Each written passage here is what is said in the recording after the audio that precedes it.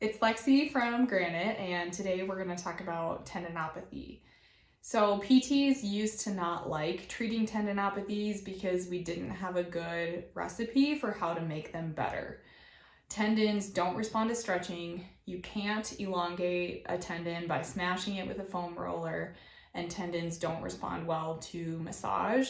So all of these treatments that we used to throw at tendinopathy just didn't make much of a difference. The good news is now we know what tendons respond to and how we can predictably improve symptoms related to tendinopathy. It can be a long process to get over this type of issue, but committing to the process will get you over the hump.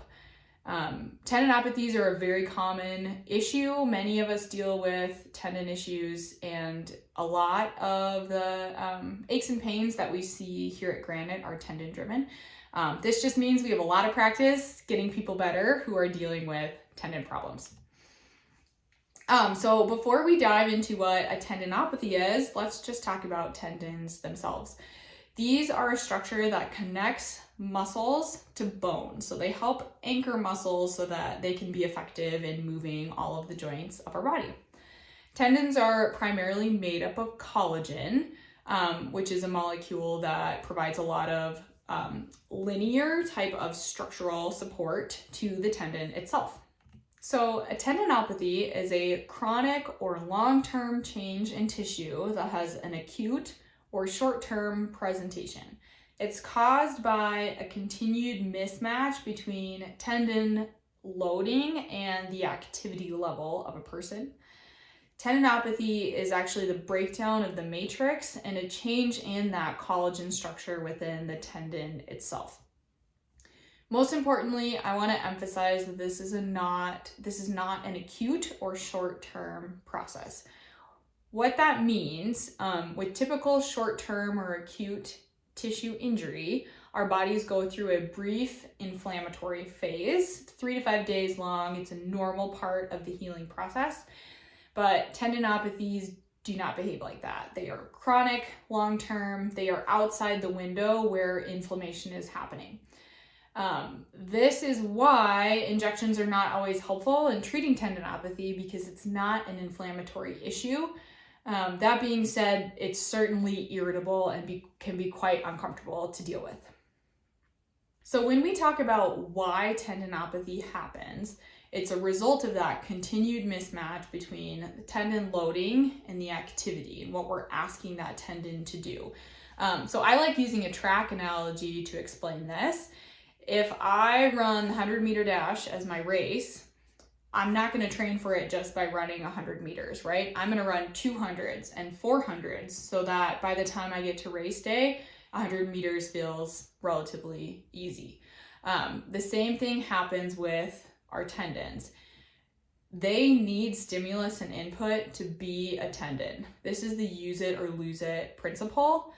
And so when we are living our lives asking this much of our tendon all the time, if we're not training our tendons above that level, that mismatch consistently leads to tendinopathy.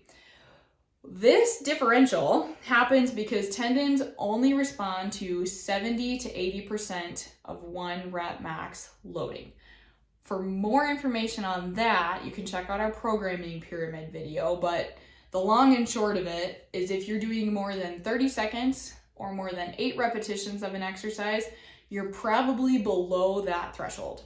A lot of us don't train up here, right? We train here, maybe even a little bit lower.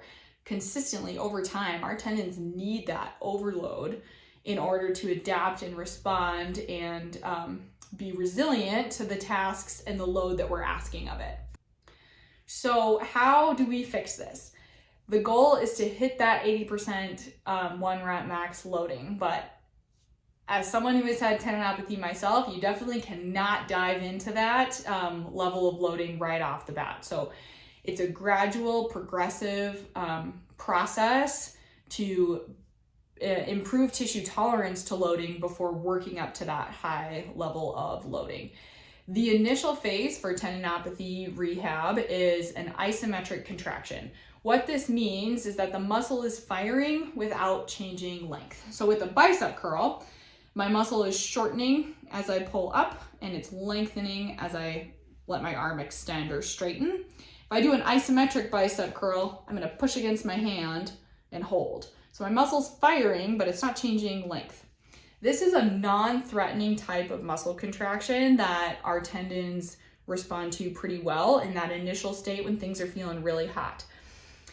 In terms of duration and frequency of this isometric contraction, the recipe that we've learned, that research has told us, is a 45-second hold for 5 repetitions. That's a long time. 45 seconds is a long time to hold a contraction. The reason that we need to hold for 45 seconds is a phenomenon called stress shielding. So of the collagen fibers that make up a tendon, in a tendon with tendinopathy, some of those fibers are going to be healthy and some of those are going to be unhealthy. Stress shielding is when those healthy fibers take over that load first and actually block load from the unhealthy parts of the tendon. This sounds like a good thing, sounds like we want to protect those unhealthy portions, but it's actually not true. We need that force and load to promote healing and develop tissue resiliency in the entire tendon. So those first 30 seconds of a contraction, the healthy tissue is taking the brunt of it.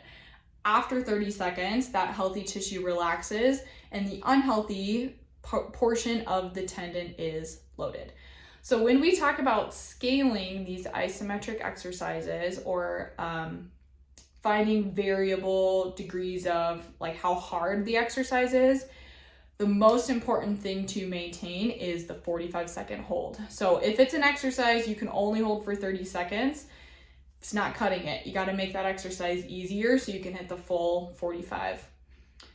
With this type of loading, we don't expect it to be absolutely pain-free during the exercise itself. Up to maybe a 20% increase in pain is normal and expected with isometric loading. As long as you're back to baseline in an hour, that's an appropriate amount of load. That being said, some people actually get pain relief from isometric type of loading and they dose it as they would ibuprofen. Like think of it as ibuprofen. Isometric loading is also a perfect example of how hurt does not always equal harm. So even if the isometrics are uncomfortable, this type of loading is not going to do any damage to the tendon itself. So that isometric phase is part 1 of a tendinopathy recovery. The next steps go into heavy, slow resistance training, increasing time under tension, for example, like a really slow goblet squat. And then eventually we progress all the way up to power activities. So these activities have a speed component to them. Examples would be running, jumping, throwing a ball. But each of these, you can't skip steps in this process. You have to commit to that gradual loading over time because tendons need a lot of time to remodel. So we have to be patient with the process.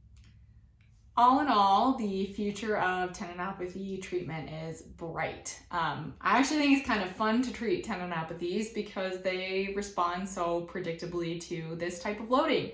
And we are just excited that research has given us more tools to help you get back to what's important to you. So come in and see us and we will help guide you through this progression to get you back doing what you want to do.